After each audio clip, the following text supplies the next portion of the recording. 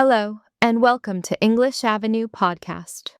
Your cozy little place to learn easy English through real, everyday conversations. I'm Anna.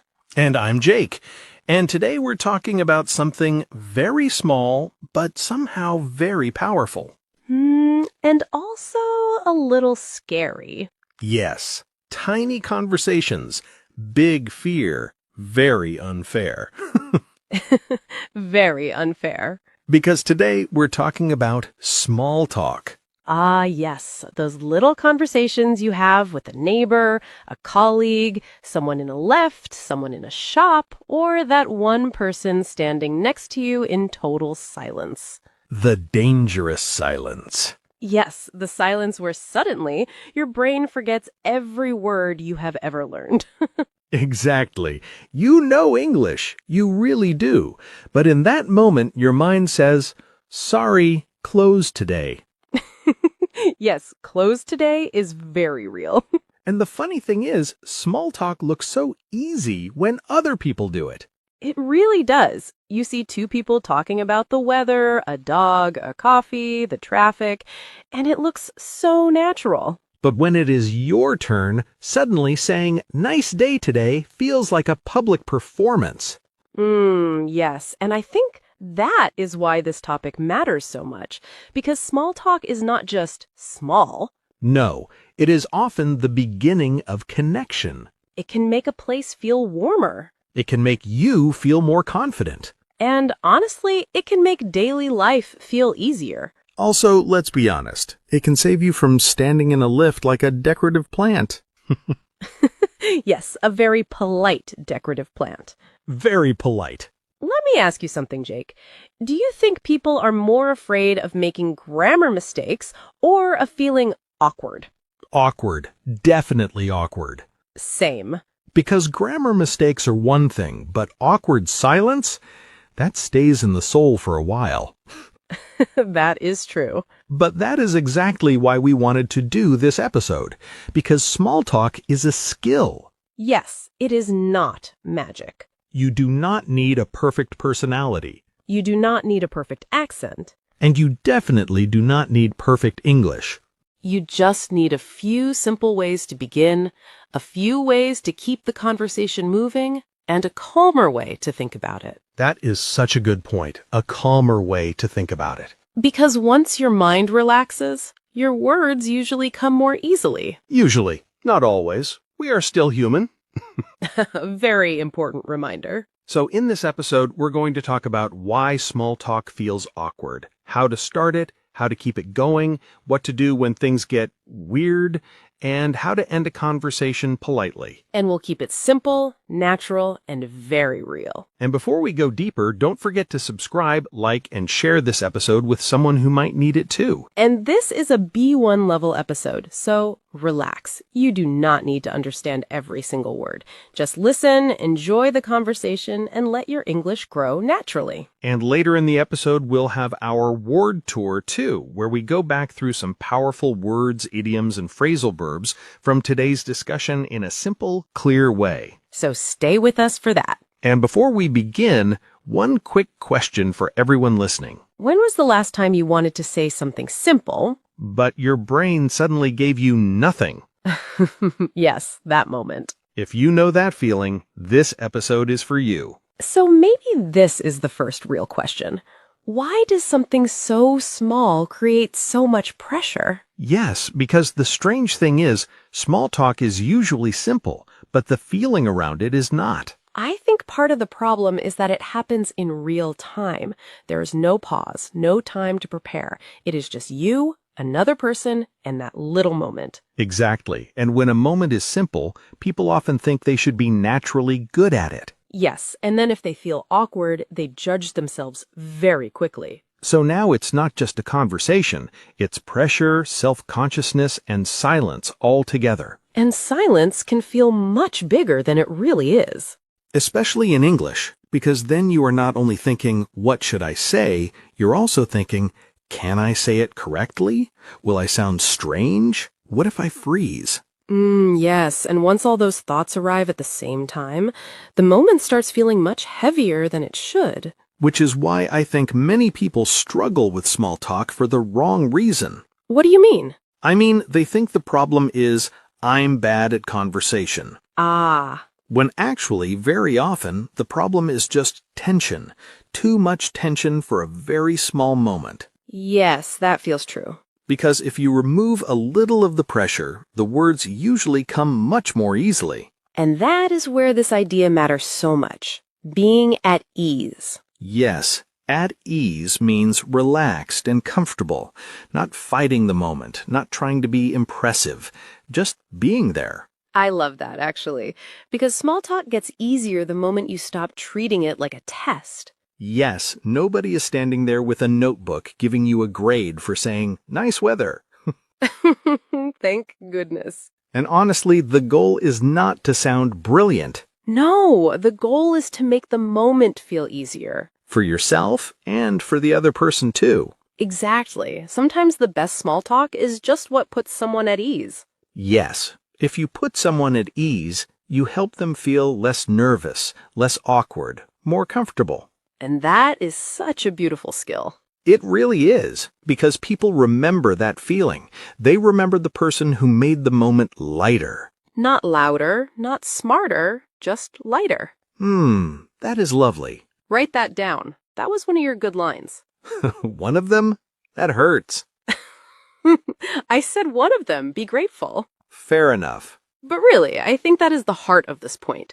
Small talk feels awkward when we make it too big in our head. Yes, when really it often begins with something very small. A smile, a comment, one simple sentence. And once you see that more clearly, the next question becomes easier. Right, because then you can ask, okay, so how do we actually begin?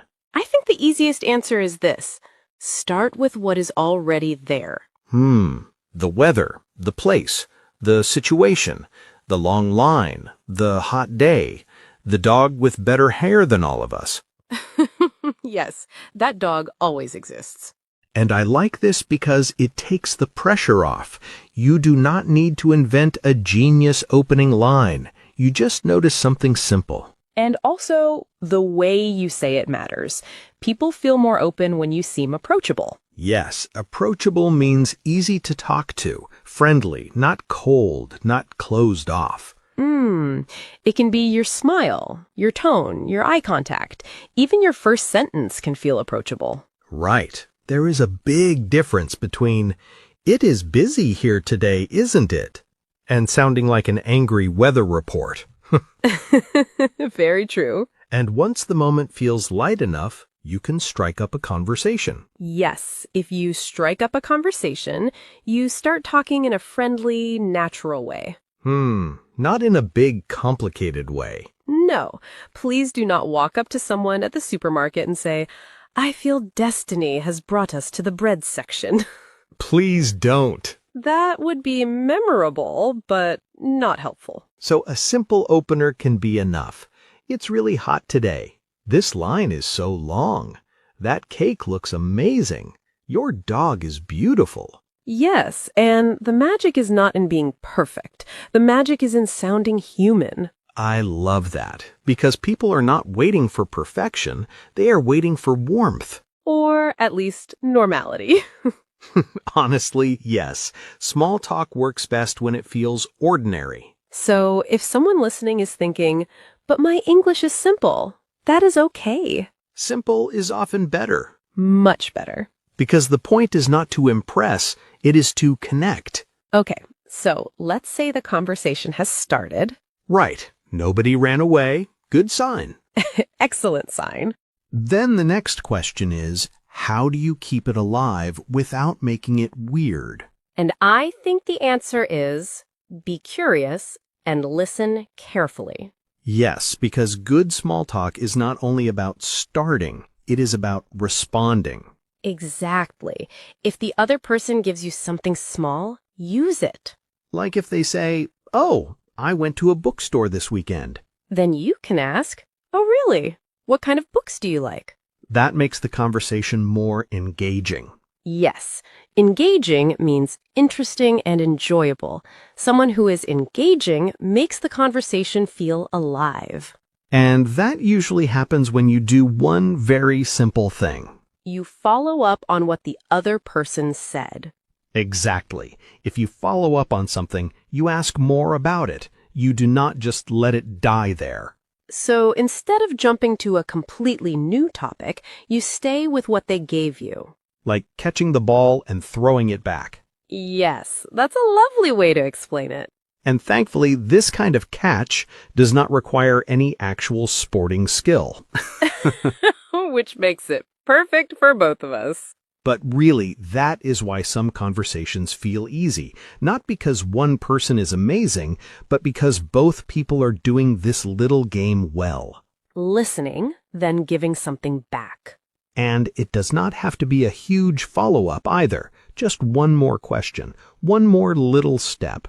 What did you think of it? How was that? Do you go there often? Was it fun?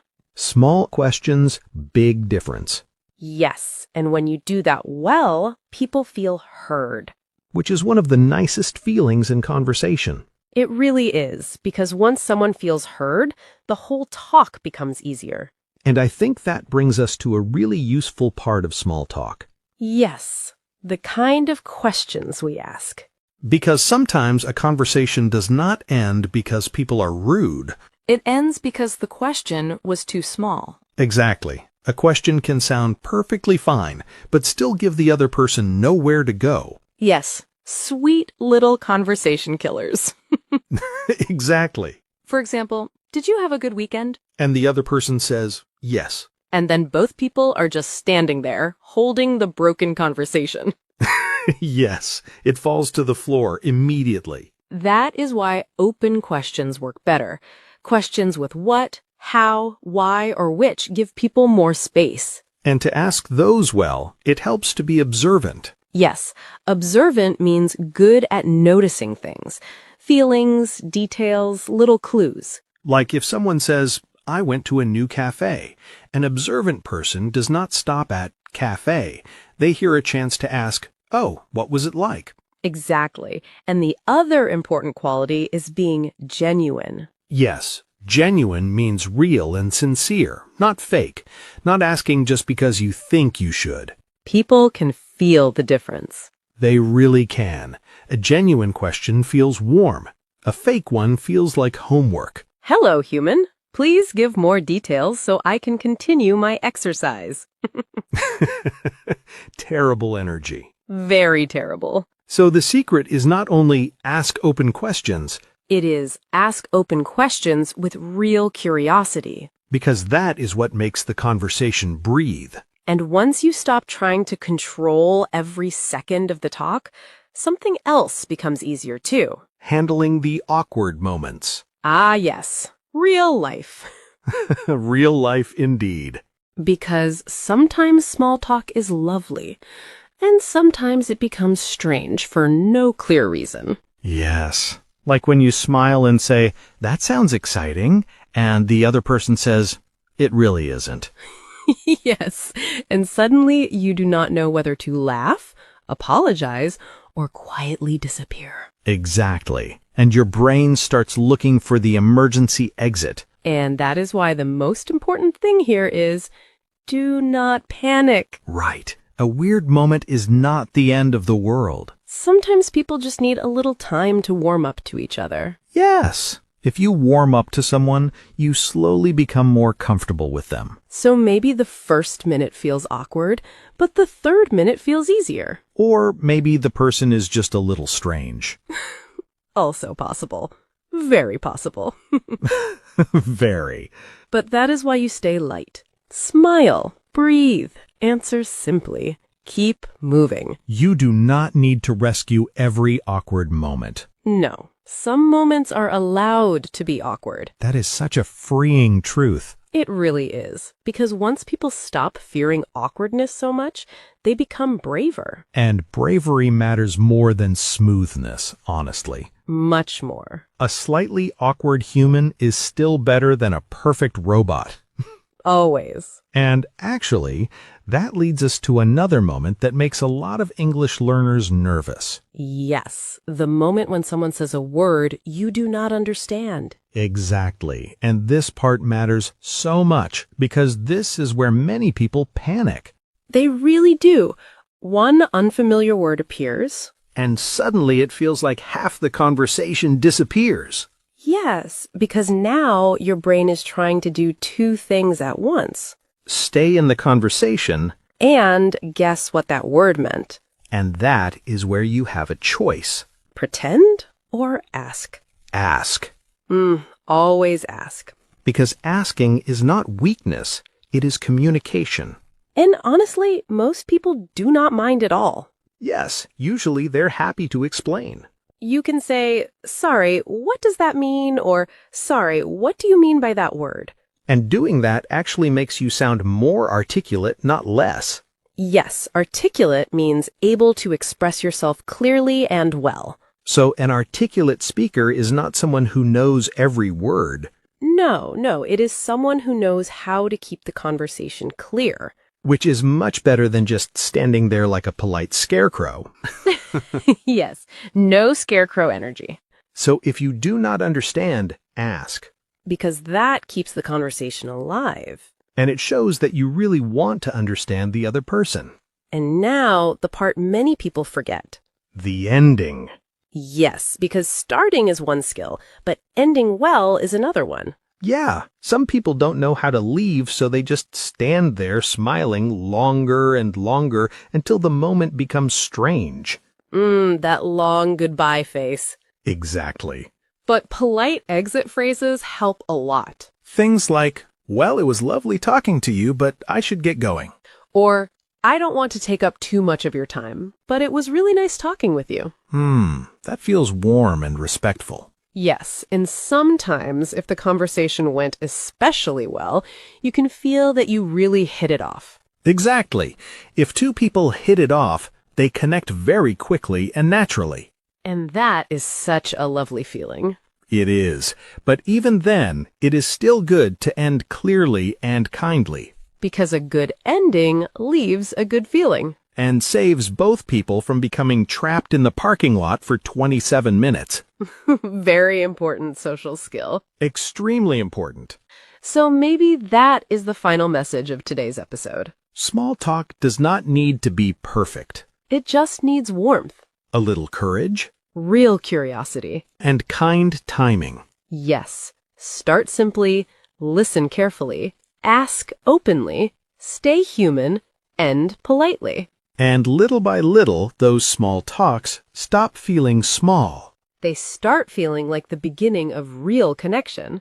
And that feels like the perfect place to pause for a second. Yes, because today we use some really useful words and phrases. So let's slow it down now and move into our word tour. And let's begin with the phrase, at ease. If you feel at ease, you feel relaxed and comfortable. For example, she felt more at ease after the other person smiled and said hello. Or, good small talk helps people feel at ease. Repeat, at ease. At ease. Next is the idiom, put someone at ease. If you put someone at ease, you help them feel less nervous and more comfortable. For example, his friendly tone put me at ease right away. Or, a warm smile can put someone at ease in an awkward moment. Repeat, put someone at ease. Put someone at ease. Next is approachable. Approachable means easy to talk to, friendly and open. For example, she looked approachable, so I felt comfortable saying hello. Or, a calm smile makes you seem more approachable. Repeat, approachable. Approachable. Next is the idiom, strike up a conversation. If you strike up a conversation, you start talking to someone in a friendly, natural way. For example, he struck up a conversation with the man standing next to him in line. Or, it's easier to strike up a conversation when you talk about something around you. Repeat, strike up a conversation. Strike up a conversation. Next is engaging. Engaging means interesting and enjoyable to talk to. For example, she was so engaging that the conversation felt easy. Or, an engaging speaker listens carefully and responds warmly. Repeat, engaging. Engaging. Next is the phrasal verb follow up on. If you follow up on something, you ask more about it after the other person mentions it. For example, he said he visited Italy, so I followed up on that and asked which city he liked most. Or, good small talk grows when you follow up on what the other person says. Repeat, follow up on. Follow up on. Next is observant. Observant means good at noticing small details. For example, she was observant enough to notice that her colleague looked tired. Or, observant people often ask better questions. Repeat, observant. Observant. Next is genuine. Genuine means real, honest, and sincere. For example, his interest in the conversation felt genuine. Or, people respond well to genuine curiosity. Repeat, genuine. Genuine. Next is the phrasal verb warm up to. If you warm up to someone, you slowly become more comfortable with them. For example, she was shy at first, but she warmed up to me after a few minutes. Or, some conversations need a little time before people warm up to each other. Repeat, warm up to. Warm up to. Next is articulate. Articulate means able to express yourself clearly and well. For example, he was articulate and easy to understand. Or, you do not need perfect English to sound articulate.